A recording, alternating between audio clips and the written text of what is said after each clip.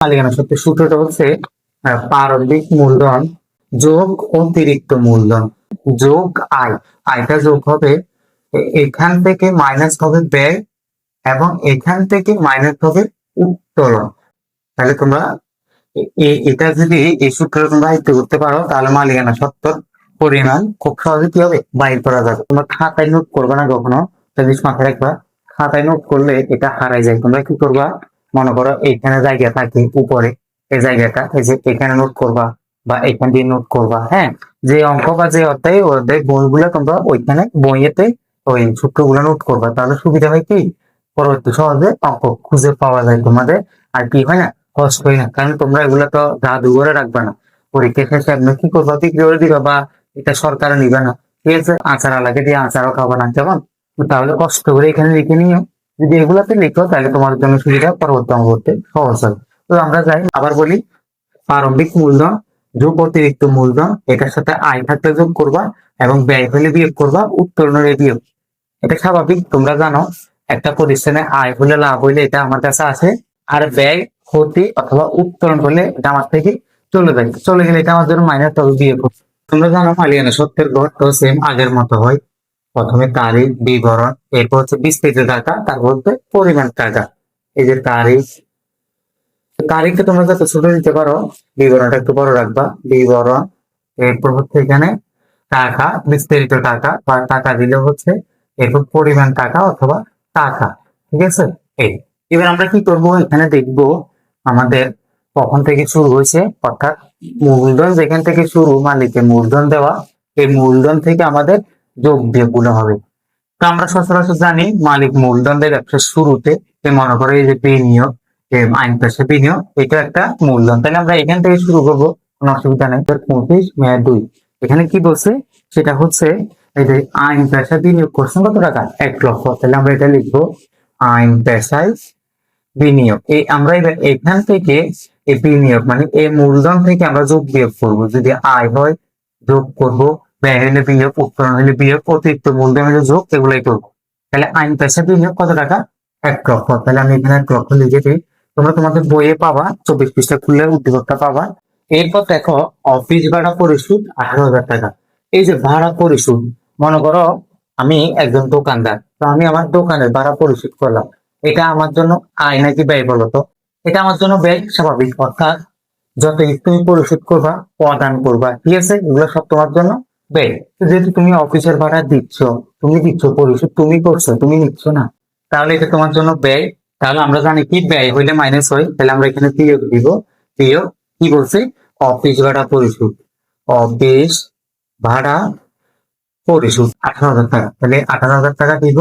18,000 টাকা দিয়ে আমরা এখানে ব্রেকেট দিব। ব্রেকেট মানে আমরা জানি কি, এটা বিয়োগ বুঝাচ্ছে, তাই তো?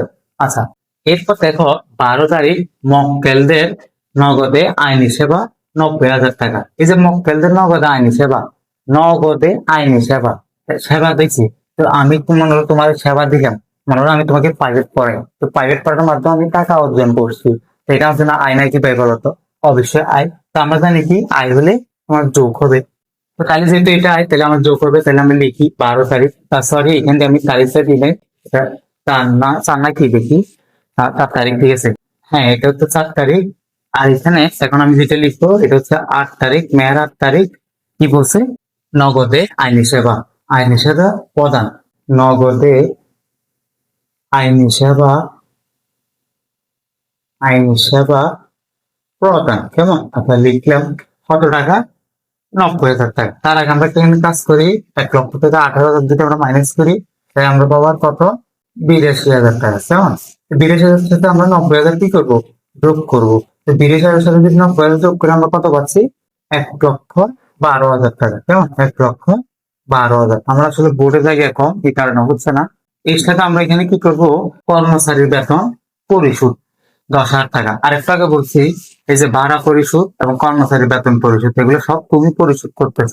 তার মানে এগুলো সব কি হবে, তোমার থেকে যাবে। কি হবে, তোমার থেকে। তো এটা হচ্ছে তোমার কয় তারিখ, 12 তারিখ।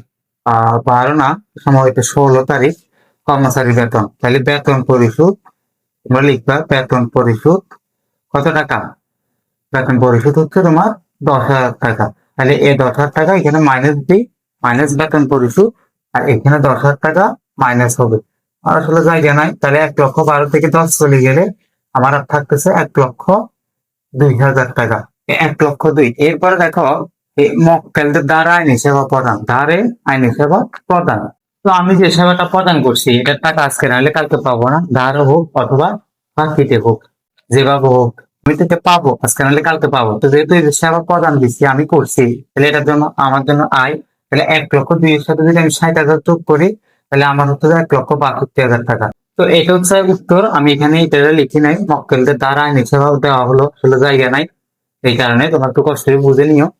আর একটা কথা সেটা হচ্ছে, তোমরা বলতে পারো হয়তো যে ব্যাংক হতে ঋণ গ্রহণ বা ঋণ নেওয়া হলো 1,00,000 টাকা, 25 তারিখ এটা আসে নাই কেন? কারণ মালিকানা সত্ত্বে তোমরা মাথায় রাখবা মুনাফা জাতীয় আয় এবং মুনাফা জাতীয় ব্যয়গুলো আছে, অর্থাৎ যে ব্যয়গুলা দৈনন্দিন জীবনে ঘটে থাকে বা খুব শীঘ্রই মানে 2-1 দিনের ভিতরে প্রতিদিন হয়, এরকম ব্যয়গুলো হচ্ছে মুনাফা জাতীয় ব্যয়।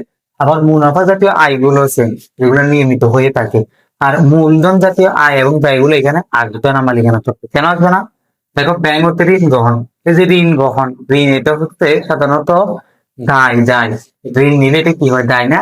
তো আমরা সূত্রে জানি কি, আয় হলে যোগ, ব্যয় হলে বিয়োগ, তারপর তোমার উত্তোলন হলে বিয়োগ, এরপর হচ্ছে প্রারম্ভিক মূলধন আর অতিরিক্ত মূলধন হলে যোগ। তো দায়ের তো কোনো কথা নাই, সূত্রে দায় আছে নাই, তার মানে দায়টা আসবে না। এবং তাছাড়াও তোমার মূলধন জাতীয় আয় এবং ব্যয়গুলো আসে না, কারণ তুমি মনে করো এখানে আমি তোমাকে বললাম যে দালান কোটা ক্রয়, তো দালান কোটা ক্রয় এটা তোমার জন্য ব্যয়, কিন্তু এটা আসবে না। কেন আসবে না? এটা দীর্ঘমেয়াদী সম্পদ। আজকে তুমি এটা ক্রয় করছো, দালান কোটা এটা তুমি সুযোগ সুবিধাকারী করে পাবা, এটা বলছো তোমার জন্য সম্পদ, তার মানে এটা এখানে মালিকানা সত্ত্বে আসবে না। আসলে বুঝতে পারছি পান বেশি কিন্তু। তো আমি ক এবং খ নং সমাধান করে দেখাইছি, গ নং ইনশাল্লাহ পরের ভিডিওতে দেখাবো।